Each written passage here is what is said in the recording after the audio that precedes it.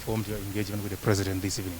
Thank you very much. As you are aware, in Sokoto State, particularly on Monday, the 6th of December, we had a very terrible incident where we lost 23 of our citizens to bandits and banditry attack, which was carried out on them as travelers in a bus, and whereby all of them were burnt down.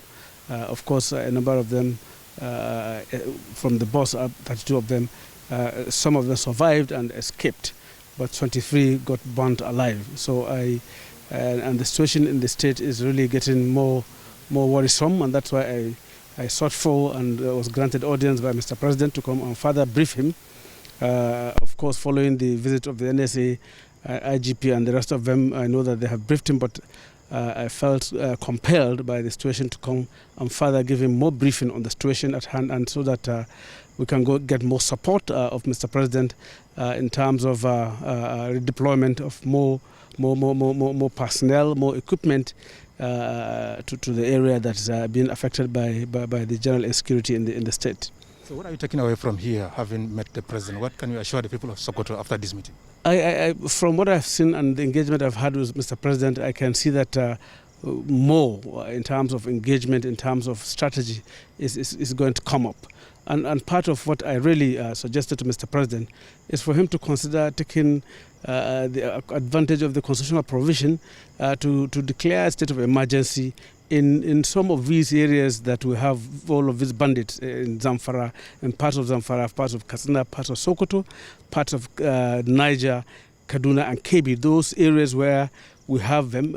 Since now that the court has declared them as terrorists, we should take a step further by declaring a state of emergency in those areas so that the military can actually carry out proper and effective and well-coordinated military operation with the backing of the law, which is very important because, of course, you know that there is this feeling that they may be worried about charges of human rights abuse if they go without being armed by such provisions of the law. So I've really requested Mr. President to look into that possibility of declaring a state of emergency in those areas so that effectively the military operations can really take place. So how did the President respond to your briefing?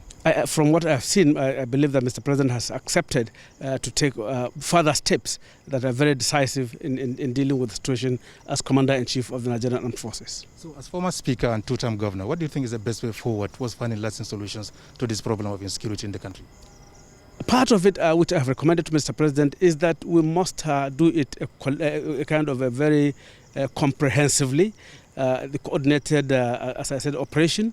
And then the engagement with the other Sahel leaders of the Sahel region, because this is not just about Nigeria, it's a West African problem, and there is the need for all of the ECOWAS leaders, those particularly in the Sahel region, to come together and come up with in synergy with a framework of engagement and containment of these criminals. Because, of course, we have influx of them coming from across, and some of the arms they get are coming from across, and even the drugs they take are coming from across. So it's very important for Mr. President, and I've suggested to him that ECOWAS should come up with a strategy of containment and engage the US government, engage the French government and the United Kingdom for them to cooperate and work together with Nigeria and the rest of countries in the Sahel region for us to nip this in the bud.